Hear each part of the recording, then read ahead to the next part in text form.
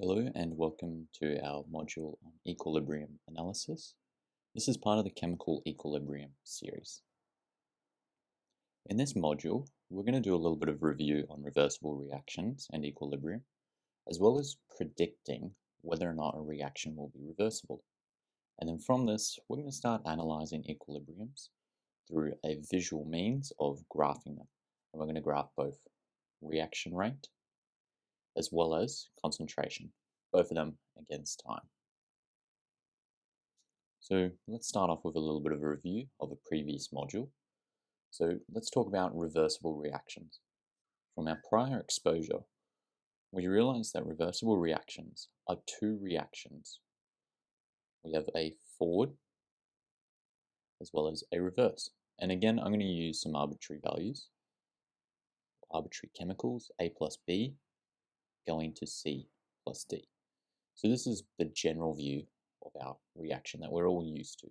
We have reactants going to products. And presuming this is a reversible reaction, we know that this is the forward reaction, whereas the reverse reaction would be pretty much just switching the arrow to the other side. And to notate that a reaction is reversible, we use our reversible arrows in the middle to show that both reactants can go to products and products can go back to reactants. And there's that important terminology, the reactants going to products and products going to reactants. So try not to get those mixed up. Now, there are reversible reactions, but we found out that reversible reactions can reach an equilibrium, otherwise known as a dynamic equilibrium. And I said in the previous video that we need to think of equilibrium as always being balance. But what are we balancing? We're balancing the reversible reaction, but we're balancing both the forward and the reverse reaction rates. So the reaction rates is going to become more apparent as we move through this, but we notated this as a steady state. So we're balancing the forward and the reverse reaction. So we're producing products at the same rate as we're producing reactants. So the forward reaction, this one up here, is producing products at the same rate as our reverse reaction is producing reactants. So what we mean by this, or what we can interpret this as, is that the concentration of the reactants and products have no further tendency to change. So in this circumstance up the top here, our reactants will maintain the same concentration, as well as our products will maintain the same, but there's still a reaction happening. So in the next slide, we're going to have a little bit of a look at this. So there's that steady state again, a situation in which all variables are constant, so our concentration, in spite of ongoing processes that strive to change them. So our ongoing reaction. And what I was saying is our reactants and products maintain the same concentration, yet a reaction is still taking place, which is striving to change them, is the way I like to think about it. So our reactants are going to our products, so our forward, I'll just denote that with an F. So they're forming our products, but at the same time products are being formed, they're also being destroyed to form our reactants, so our reverse reaction. And this is what we can think of when we have a steady state, once we've reached equilibrium. So once we've reached equilibrium, both our forward and reverse reaction rates are equal, and because they're equal, they're destroying and producing at the same rate. So our reactants and products concentrations will maintain the same. This is a very important idea to get down. Now I want to talk about activation energy, because this will become very important when we're talking about predicting reversible reactions. So our activation energy, through previous units, you guys would have looked at as being related to collision theory, in that particles must collide in the appropriate orientation as well as with enough energy. So we have multiple criteria that need to be met for our reactions to collide. So They might have to collide at the appropriate angle, maybe from this inferior side. Might not work, but this one over here will. So we need to have the right orientation to break bonds. And that's what our activation energy really represents, is that it's the ability to break bonds. Because without this, no reaction is going to take place. And so our activation energy is a numerical value that can tell us how much energy is required for a reaction to take place, which is to initially break these bonds. So if we think of a reaction with a low activation energy, we think it's more likely to happen, whereas something with a high activation energy is very unlikely. So for this, I'm going to draw a little bit of an example. This might refresh your memories, in that we have energy on our Y, so I'm just going to denote that with an E, and we're going to think of a reaction taking place. Here is our reactant sitting, and they have to overcome this lump of energy to break apart. And then as they fall down, they'll form new bonds. This peak up the top here is our activation energy. And if we have a high activation energy, we need to put a lot of energy into the system for the reaction to take place. If it's low, it's more likely to take place under standard conditions. So I want you to carry this knowledge into the next slide. So what reactions are reversible? Well, we talked about a reversible reaction having both a forward and a reverse reaction. And here we have two activation energies, because our forward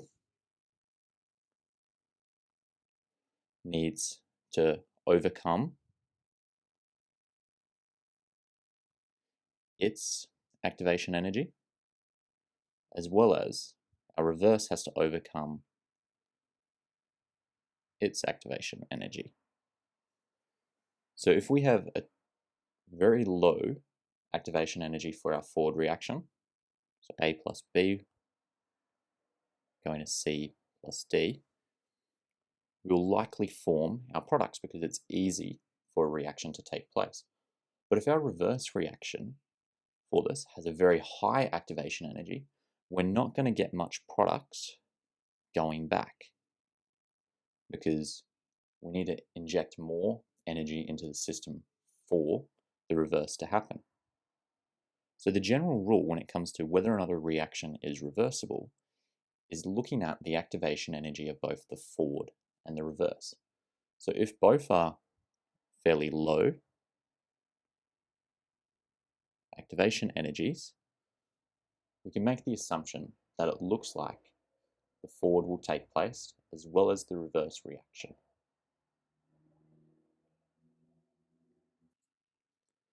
Now, before we jump into analyzing our equilibriums, I'm going to review dynamic equilibrium one more time. So the important thing we talked about is this, our steady state. Our forward rate of reaction is equaling our reverse rate of reaction.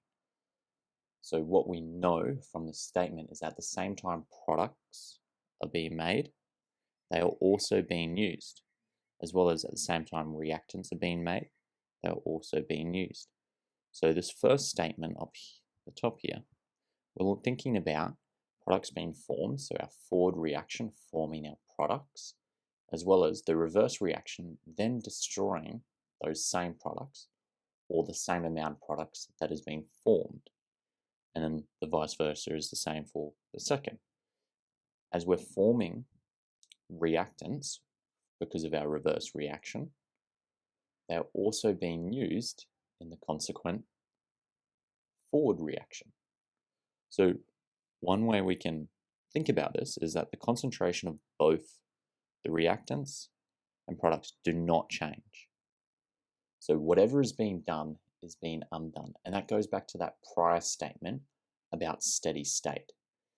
There is an ongoing force to cause change, that reaction rate, but due to both reaction rates being equal, our concentrations are the same, or not the same between the two, but are being maintained. They're not changing. And we're going to be able to view this when we look at concentration against time. So for the following examples, we're going to use the reaction above. So hydrogen plus iodine going to hydrogen iodide. So this is going to be some review from our before. What's our forward reaction in this example? We have our hydrogen, H2, plus our I2, iodine, going to our hydrogen iodide. And lucky for this example, the reaction is already balanced. Now the reverse reaction is, thinking back to our statement, reverse is our products going to reactants. Our product was 2HI, and because it's going back to our reactants, we have H2 plus I2. So here we have both our forward reaction and reverse reaction. I'm going to use this example when we graph both in the following slides. So what we're going to look at now is rate of reaction against time. So let's think of our reversible reaction, H2 plus I2, going to 2HI. We have a forward reaction, which has an initially high rate of reaction. Why would we have an initially high rate of reaction for the forward? Well, that's because when we start a reaction, we're only starting with our reactants. We have no products. So because we only have reactants, that's the only reaction taking place. And the opposite is true for our reverse reaction. Our reverse reaction is initially 0 because we have no products for a reverse reaction to take place. So remember the statement. Our forward is our reactants here going to products. So I'll put an R going to products, and the reverse is our products going to reactants. Initially, we have a lot of our reactants, so we can have a forward reaction, but because we have no products, we can't have a reverse reaction taking place. So these two are simultaneously happening at the same time on the graph. And when I draw this out, it will make a little bit more sense. As we move forward, we start to see that the forward reaction starts to decrease. So the rate of reaction starts to decrease for our forward, the reaction heading from left to right. And that's because we're slowly using up our reactants. And as we use up our reactants, we're forming products. But as we're forming products, what we start to note is that the reverse reaction starts to happen. So it's starting to increase. And over time, the forward reaction will start to decrease. Our reverse reaction rate will start to increase. And what they'll do is they'll meet and be equal. And this goes back to our steady state statement, where once the forward and the reverse rate of reaction, remember rate of reaction is equal, we've reached equilibrium. And at that state, we know that products are being formed at the same rate reactants are being formed, and the opposite, reactants are being destroyed at the same rate products are being destroyed. So let's graph this out. I'm going to put at the top here our reaction. And then I'm going to break down as well as our forward and our reverse reaction. So we know H2 plus I2 is our forward. And our reverse, on the other hand, is H2. To HI going to H2 I2. So as we said, at the start of our reaction, initially the forward reaction rate is quite high and it starts to decrease. But our reverse reaction starts at 0, and that's because we have no products, it's over here, to actually have a reaction take place. But as products are formed from our forward reaction taking place, we start to see these products actually leading to a reverse reaction. And over time, this reaction rate for our reverse starts to increase. And as that's increasing, our forward reaction starts to decrease. And then they meet at a point when plateau. And at this point, where both the forward and the reverse reaction rates are equal, we know that they've reached equilibrium. So everything to the right of this red line, we know that the system is in equilibrium because both the forward and the reverse are equal in rate of reaction. So there's that statement, steady state, reverse is happening, same rate the forward is happening. Now let's take this and think about concentration against time. So here I'm going to write our reaction.